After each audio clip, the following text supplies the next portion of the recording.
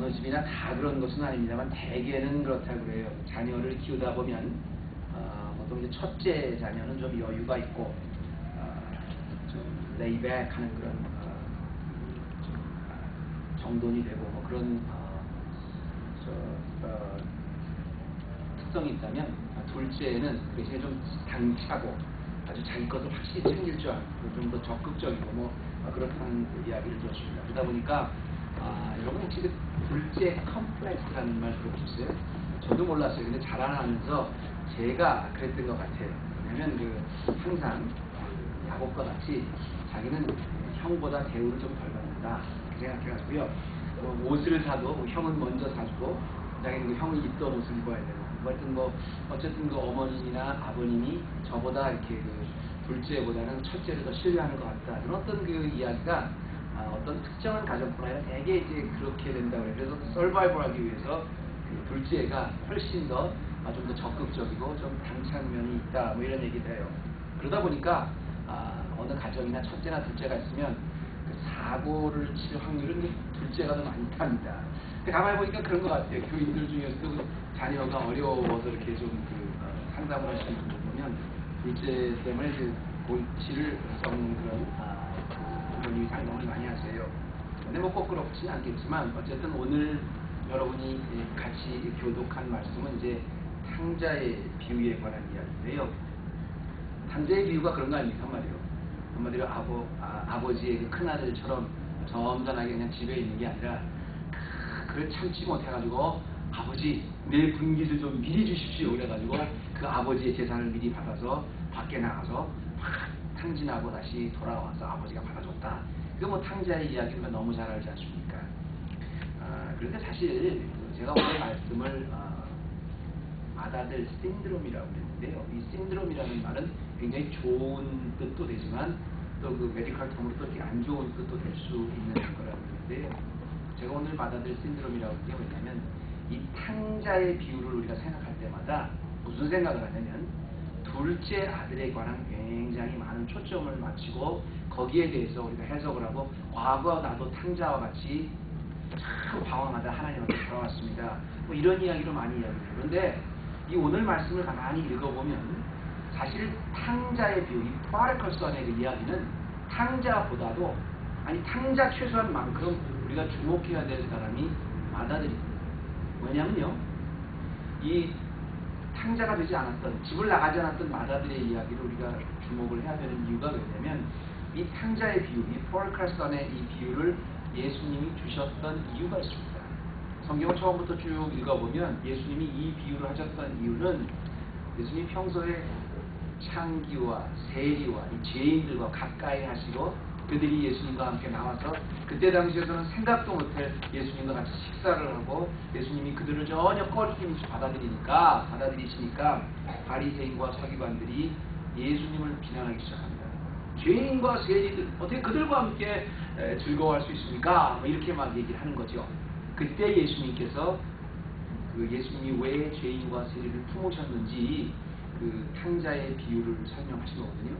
그래서 이 탕자라는 것은 정말 그야말로 죄인 아닙니까? 그러니까 다 주님이 다 품으셨다는 얘기를 했는데 왜 그런 사람들을 다 품읍니까? 하고 비난을 했던 그 사람들이 뭐냐면 사실 바리새인과 세리들이 어떻게 보면 마다들이죠. 자기네는 이미 하나님의 선민으로서 권리를 다 누렸어요. 그런데 자기는 선민의 입장으로서 가까이 할 수 없는 세리와 죄인들을 가까이 하시는 걸 보고 불만을 품었습니다. 그래서 우리가 탕자의 비유를 주목해서 볼 때는 탕자의 비유뿐 아니라 둘째 아들뿐 아니라 거기에 불만을 품었던 둘째 아들의 불만을 품었던 첫째 아들도 우리가 분명히 조명을 해야죠. 사건의 기호는 이렇습니다. 이제 오늘 말씀을 쭉 보면 탕자가 돌아왔어요. 그러니까 아버지가 얼마나 기쁘시겠습니까? 그래서 아버지가 둘째 아들을 위해서 큰 잔치를 베풀어줍니다. 잔치를 베풀어주면 온 집안 사람과 막 기뻐하는데 아버지뿐 아니라 집안 그리고 집안의 그 모든 식솔들과 함께 즐거워하는 이 잔치에 기뻐하지 않은 사람이 있었는데 그게 뭐냐면 큰아들입니다. 맏아들입니다. 온 집안이 다 아버지가 주도하는 잔치 속에 다 흥겨워하는데 거기서 행복하지 않은 사람이 유일하게 받아들였단 말이에요.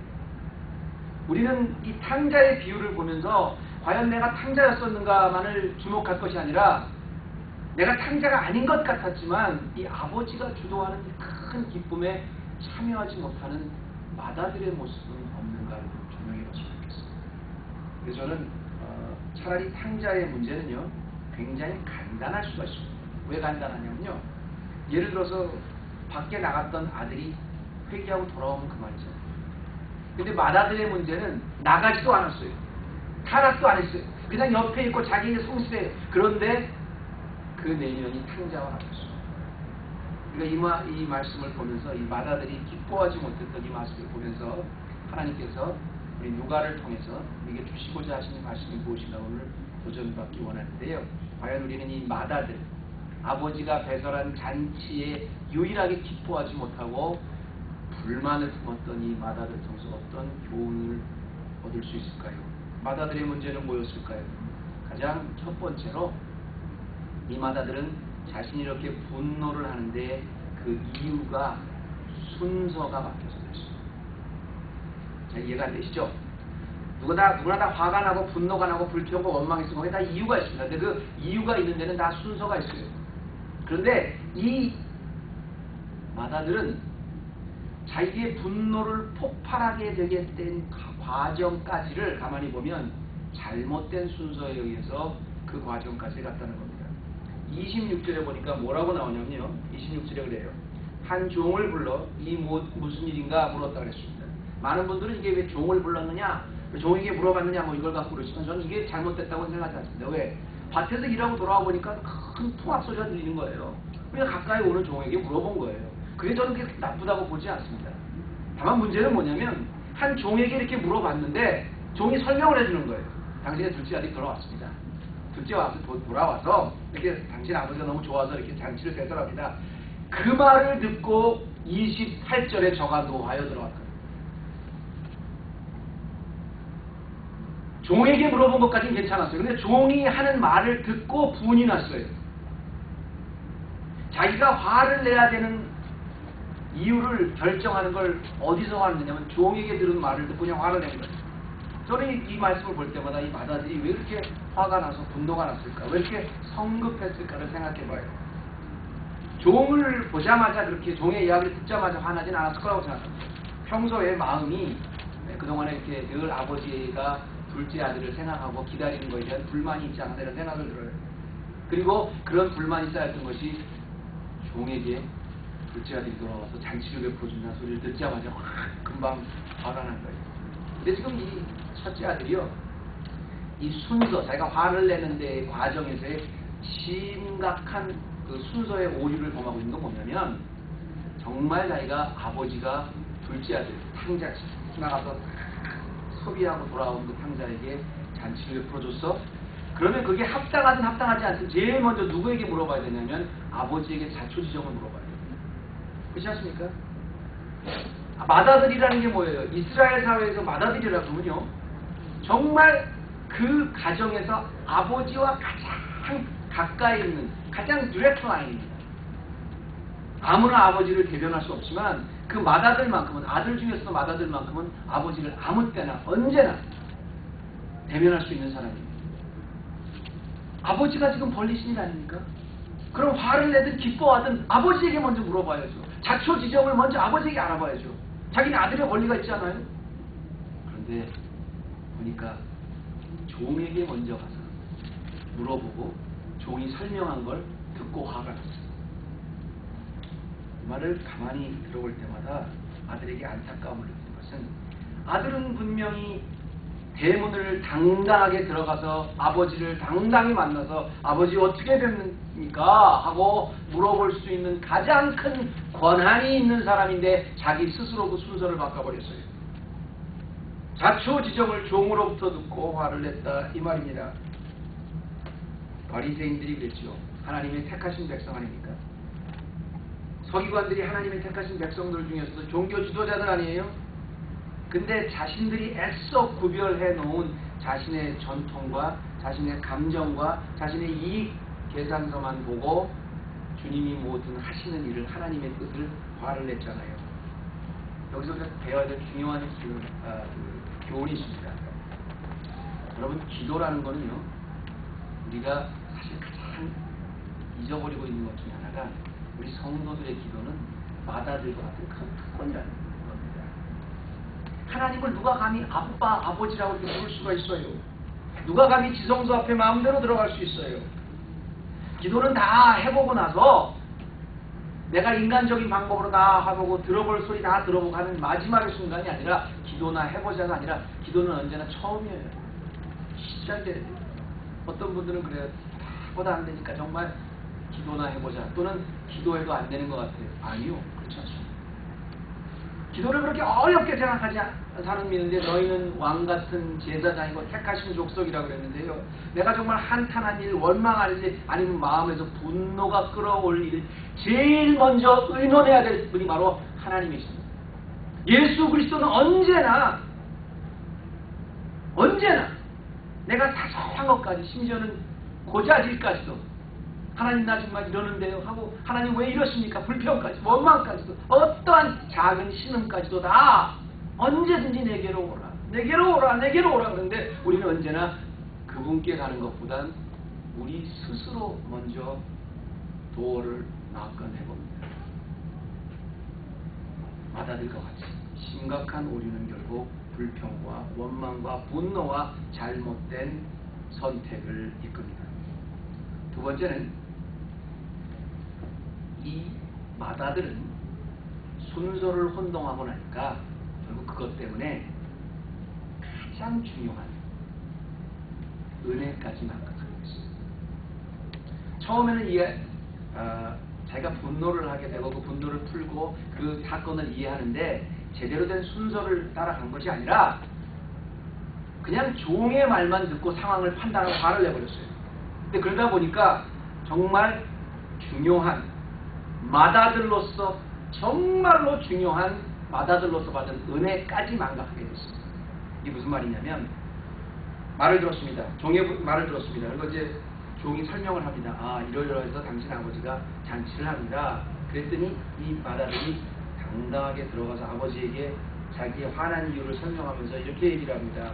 29절에 아버지께 대답하여 가로되 내가 여러 해를 아버지를 섬겨 명을 어김없거늘 내게는 염소 새끼라도 주어 나와 내 벗으로 즐기게 할 일이 없습니다. 이렇게 얘기해요. 이 말을 참 이게 그 성경 말씀을 보면요, 한국 말씀에 이제 섬겨라고 됐지만 영어 성경을 보면 대부분 다 뭐라고 번역을 했냐면, Look, all these years I've been slaving for you. I've been slaving for you. 참 번역을 잘했다고 생각해요. 내가 여태까지 아버님을 그렇게 정말 노예같이 열심히 일을 했는데, 과거에 아버지 열심히 그렇게 해줬는데 나에 대해서는 하나도 베풀어 준 게 없는데 저렇게 다 아버지 재산 탕진하고 돌아온 배은 망덕한 둘째 아들 위해서는 잔치를 베풀어준, 이게 무슨 말입니까? 화를 낸 거예요. 여러분, 아들이 열심히 일했습니까? 맞아요. 열심히 일했어요. 수고했어요. 둘째 아들같이 나가지 않았어요. 성실했어요. 그런데 왜 열심히 일했어요? 그는 노예에서 열심히 일한 게 아닙니다. 서번이기 때문에 열심히 일한 게 아니에요. 페이를 받고 열심히 일하는 게 아니라 아버지의 아들로 아버지께 자기 거기 때문에, 아버지의 모든 기업이 이제 자기 것이기 때문에 쉽게 말하면 자기 기업을 위해서 일한 거예요. 이런 겁니다. 예를 들어서 내가 어느 직장에 가서 열심히 일을 했었어요. 근데 그 열심히 일을 해서 그 직장이 굉장히 돈을 많이 벌었습니다. 그러면 돈을 많이 벌어서 그 베네피트도 더 프라핏도 그만큼 더 자기에게 오겠죠. 근데 열심히 일해서 장사는 잘 되는데 내가 페인을 제대로 못 받았어요. 억울하죠?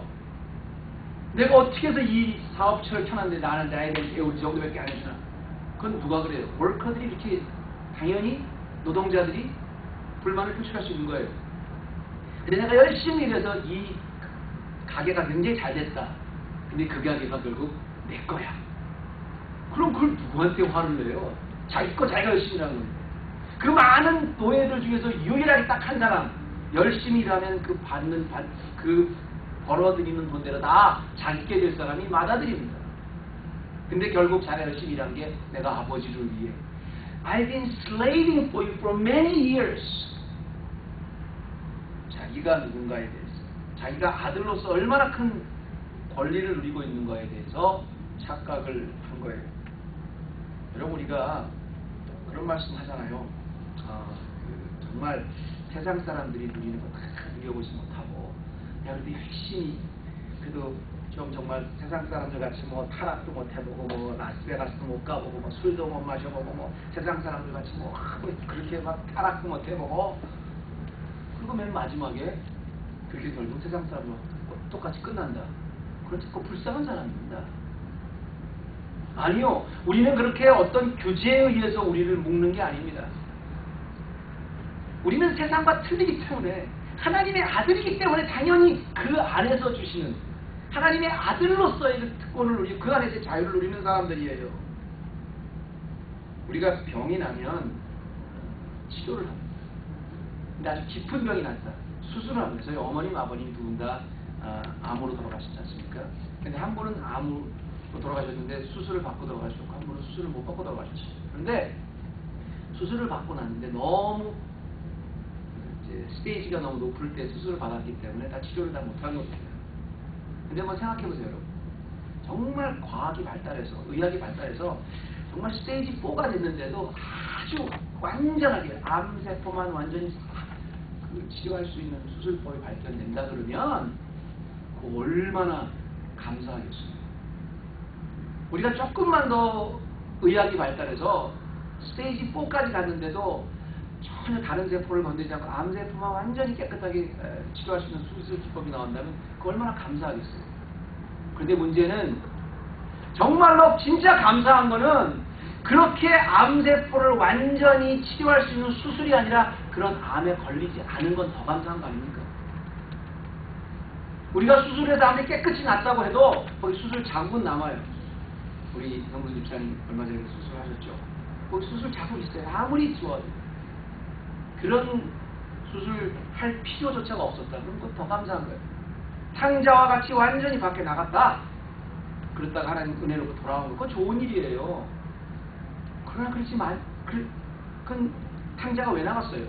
자기가 아버지의 아들로서의 권리를 모르고 나가본 거예요. 철없이 나간 거예요. 근데 이 사람은 자기 아들이니까 있는 거 아니에요. 근데 그 자기가 아들이었다는 것을 깨닫지 못하고 내가 노예같이 섬겼다 그랬어요. 심각한 오류가 있는 거죠.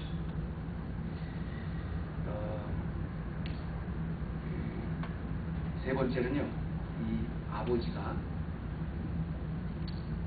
어떤 분이라는 거예요. 아버지가 정말 어떤 분이라는 거예요. 아버지에 대한 그 신뢰를 이뤘습니다. 이게 무슨 말이냐면, 마다들은 아버지를 가장 잘 알아야 돼요. 잘 아는 것 같았어요. 그런데 여기 보면 가장 잘 알아야 되는 마다들이 가장 아버지를 모르고 있었습니다. 아버지가 내리는 결정과 아버지가 내리는 하는 일에 대해서는 분명히 아버지로서 충분히 훌륭하신 분으로서 그렇게 아버지가 할 수밖에 없다는 것을 누구보다 잘 알아야 되는 사람이 마다들입니다.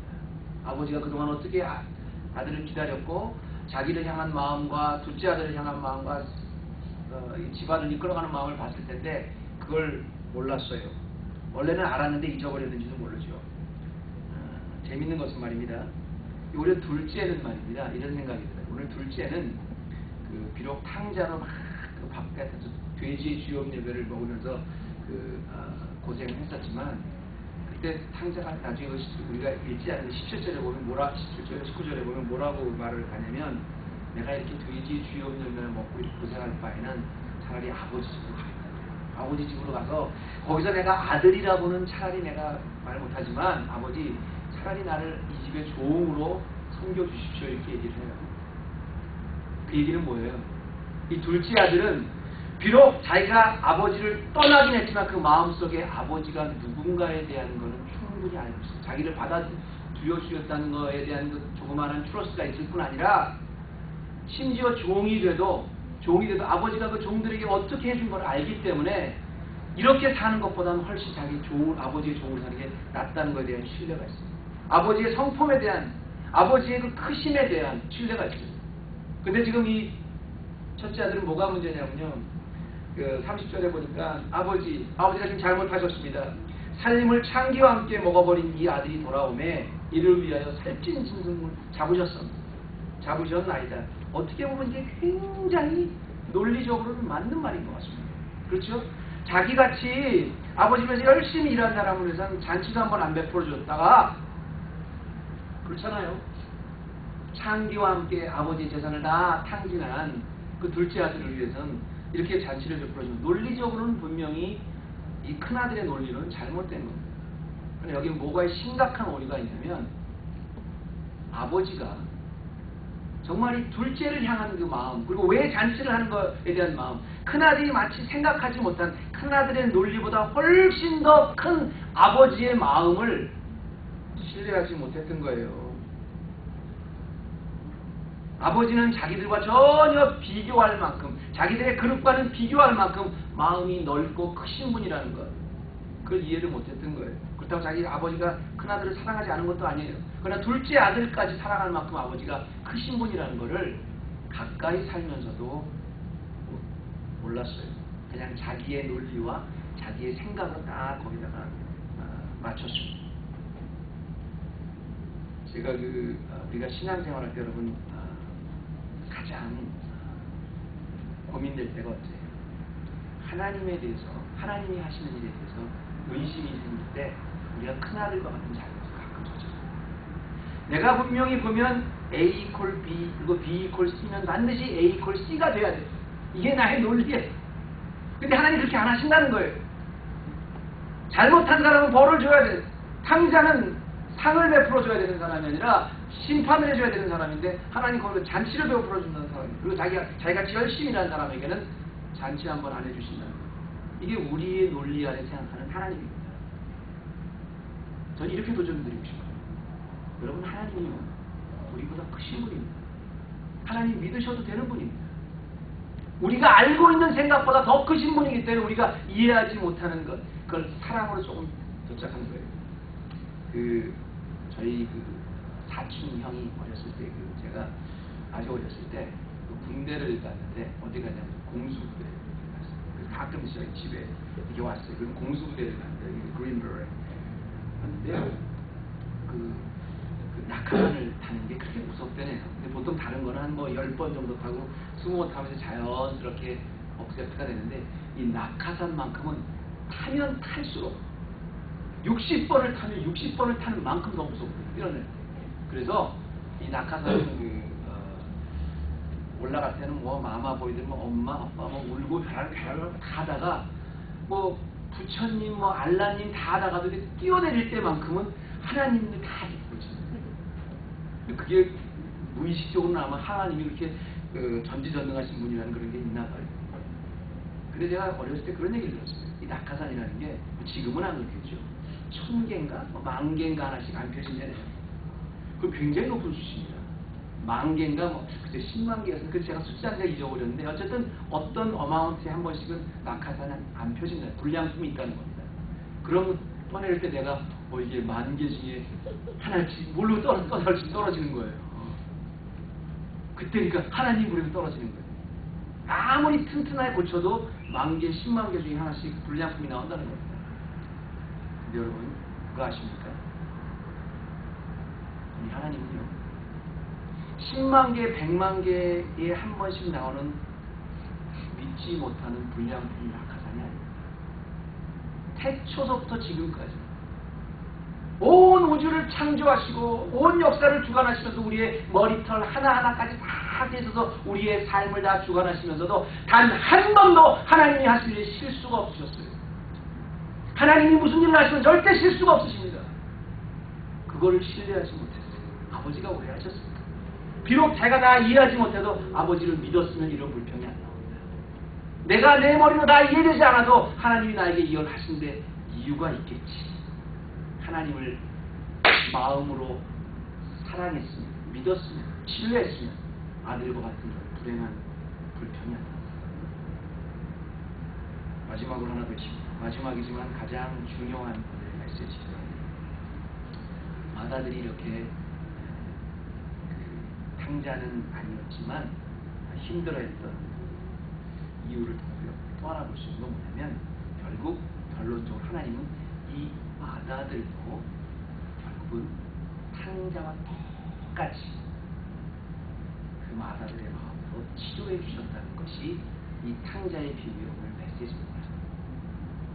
흔히 그냥 탕자는 돌아와서 하나님께서 받아주셨는데 안타깝게도 이 마다들은 그냥 이렇게 그렇게 하고 그렇게 내면적인 그런 어려움 때문에 결국은 하나님의 품에서 오히려 더 심각한 문제가 있어서 이게 결론이 아니라 오늘 이 말씀을 통해서 우리가 느낄 수 있는 누가가 지금 이야기하고 있는 건 뭐냐면 누가가 그 의사 아닙니까? 그래서 보니까 누가가요 사도행전에 보면 그 이야기를 전개해가는 과정이 굉장히 아주 어썸해요. 오늘 결론을 뭐라고 내고 있냐면 하나님은 그 탕자처럼 큰 아들도 그렇게 똑같이 그 마음을 회복해 주셨다는 그만큼 하나님이 크시다는 게 오늘 결론이에요. 왜냐하면 큰 이 마다들이 막 아버지에게 불만을 막 쏟아냅니다.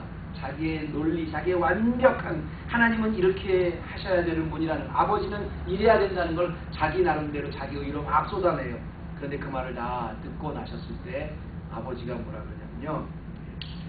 그 말을 다 그러니까 아버지가 이르되 36절입니다. 예, 너는 항상 나와 함께 있으니 내 것이 다 내 것이오되 이 내 동생은 죽었다가 살았으며 내가 잃었다가 얻었기로 우리가 즐거워하고 기뻐할 것이 마땅하지 아니하니라. 그래서 아들도 결국 잔치에 참여했다는 여운을 남기고 끝내지 않습니까? 근데 아들의 말을 듣고 아버지가 부르는 말이 참 재밌어요. 예, 영어로는 my son. 이 영어가 사실은 더 마음에 와닿아요. 이 예라는 그 테크논이라는 그 헬라어 말은 뭐냐면 그냥 아들 중에서도 아주 사랑스럽게 부를 때 예입니다. 테크논입니다. 우리가 그러잖아요. 이렇게 볼 때 그냥 그럴 때 야, 아무리 아들이지만 너무 화날 때는 야 그럴 때 그렇게 부르잖아요.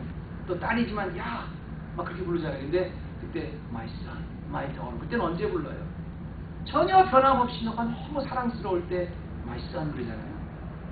테크논 그걸 언제 그랬냐면 이 큰아들이 그동안의 불만을 다 토해내는 겁니다. 때는 이때가 도화선이 돼서 막 아버지에 대한 불만을 막 토해냈는데 그때 아버지가 다 듣고 주신 말씀이 테크논이 예, my son 내게 다 내 거 아니냐? 무슨 말입니까?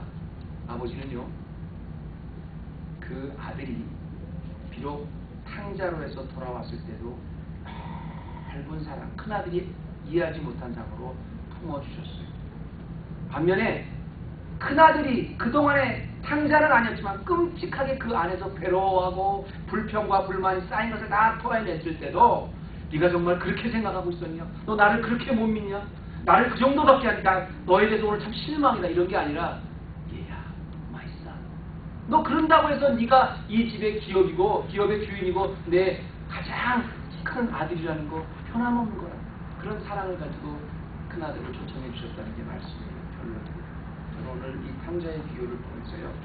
그리고 특별히 우리가 늘 주목하지 않는 이 큰아들의 예를 통해서 제가 한 가지 생각난 그 예와 같이 여러분에게 소개하고 오늘 말씀을 좀 마칠게요. 아버지를 떠나서 진나 같은 동생을 은혜로 받아주시고 회복 주셨다는 것도 굉장히 중요합니다. 그런데 정말 우리가 하나님 안에서 주님의 그 날개 안에서 얼마나 축복을 받고 있는가를 늘 깨닫고 우리 마음이 탕자와 같이 불평과 불면과 지겨움으로 빠지지 않는 것도 참 중요한 거예요. 제가 그 북가주에서 오래 살지 않았습니까? 근데 제가 특별히 살는 것은 여러분 와보셔서 알겠지만 굉장히 아름다운 곳입니다. 근데 한 가지 좀 나이가 드신 분들은 싫어하세요. 왜 싫어하냐면 여기서 사시는 분들은 그냥 여행으로 가면 그렇지만 진짜 살다 보면 그 일교차가 굉장히 심해서 특히 새벽에는 굉장히 춥습니다. 특별히 이제 겨울에 그 바닷가에 그 새벽은 너무 추워서요. 그리고 거기서 따뜻한 곳으로 이제 말씀드리는 거예요. 굉장히 추운데 하여튼 뭐 집집마다 그 동네에는 그 에어컨이 있는 집이 하나도 없으니까 여름에 아무리 더워도 그렇게 서늘합니다. 근데 겨울에 그렇게 추운데요. 어느 날 유난 몹시도 추운 날 저는 새벽기도를 이렇게 갔는데요. 그 새벽기도 여러분 아시다시피 새벽기도에서 특히 나무 의자가 새벽에는 굉장히 더 춥습니다. 이렇게 들어가서 하는데 가는 날이 장날이라고. 그렇게 추운 날 옷도 제대로 그날 교회 옷을 또 잘 챙겨 입고 안 갔는지 몰라요. 그런데 들어가서 기도를 하는데 그날 또 가는 날이 장날이라고 히터까지도 안 되는 거예요. 그래도 예배를 그렇다고 중단하니까 어떡합니까? 예배다 드렸지요. 그리고 나무 의자에 앉아서 그 삐걱거리는 그 추운데 그 산산한 바람에 사는데요. 정말 기도가 안 나올 정도로 입이 얼 정도로 추웠어요. 다 기도를 마쳤습니다. 여기 왜 히터가 안 됐나? 왜 이런 데서 내가 왜 그렇게 상황이 안 됐나? 나름대로 불만이 있어서 기도를 마치고 나오는데 매일 보던 장면 하나가 또 하나 마음에 크게 와닿습니다. 그리고 나왔더니 거기 홈레스들이 교회 문화에서 자지 않습니까? 축구 그러면 잡은 쿡을 잡고 있는 뭘 덮어놓고 쿡을 잡고 있는 땅바닥에 있어요. 그때 제가 그때 느낀 게 정말 많아요. 내가 이 안에서 뭐 히터가 없다, 이게 나무 의자는 뭐 이래서 더 차갑다, 뭐 이런 거 생각하고 있는 동안 저 밖에서는 말이죠. 저 밖에서는 그 홈레스는 그 안에 얼마나 들어오고 싶었겠어요. 그 사람이 저 안에 가면 히터 그런 게 아니라 그냥 그 안에만 들어가서 자는 게 그 사람들은 소원일 거예요. 참 부끄러웠습니다. 영적으로도 마찬가지예요. 여러분 불평이 있습니까? 정말 우리 삶이 어처구니 없어요? 왜 하나님이 무슨 일을 하시는지 하나님이 하시는 일이 너무도 너무나 비논리적인 것 같습니까? 아무리 그래도요. 바깥에서 우리 밖을 보면서 죄의 노예가 돼서 하나님의 자녀를 부러워하는 우리 영적 홈리스들은 아닙니다. 우리는 주님의 품 안에 있는, 아무리 우리가 생활이 안 좋고 힘들고 어렵고 비논리적이고 내 상식과 맞지 않아도 여전히 하나님이 얘야 my son, 하나님의 품 안에 있는 하나님의 자녀. 그 안에서는 아무리 힘들어도요, 사실 우리가 조금만 눈을 돌아보면 불쌍한 사람 굉장히 많아요. 그렇게 고생하고 마지막에 주님 몰라서 영원히 주님 만나지 못하는 사람도 수없이 많아요. 근데 우리는 주님 지금 이 순간에도 말씀이 있고 주님의 품이 있고 주님의 날개가 있고 우리에게 어떤 불평을 다 소소하게 풀어내도 어떻게 하나님 앞에 원망을 해도 하나님 앞에 내어놓기만 하면 얘야, 내 아들아, 내 딸아 하는 만군의 여호와 하나님 안에 계신 것 감사하죠. 우리는 탕자일 수 있습니다. 그래서 우리 하나님 앞에 회개할 수도 있고요. 탕자가 아닐 수도 있습니다. 그러나 탕자는 아니지만 마다들과 같이 우리 마음이 끔찍히 우리의 논리 때문에 당황할 수도 있습니다. 결국 마다들만 그래요. 바리새인만 그래요. 서기관들도 우리도 그래요. 오늘 말씀을 통해서 하나님의 크신 은혜에 깨달아서 원래 하나님의 아들로 회복시켜주신 놀라운 은혜가 우리 헤브론 교회 모든 성도님들의 임하기를 주님께 은혜로우신 하나님, 우리가 세상 밖에 있었을 때 주님은 끝까지 기다려주셨습니다.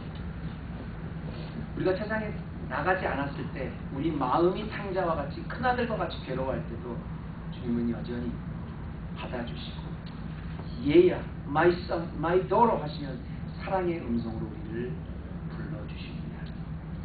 그 큰 주님의 날개 안에 있는 것 감사하게 하여 주옵소서. 원망하지 않고 오히려 영광 돌리고 감격할 수 있게 하여 주시옵소서. 내가 아무리 힘들다고 해도 영적 홈레스가 아닌 주님의 품 안에 있는 주님의 자녀라는 그 하나로 세상을 넉넉히 이기는 우리 헤브론 교회 성도들 모두 되게 하여 주시옵소서. 예수님의 이름으로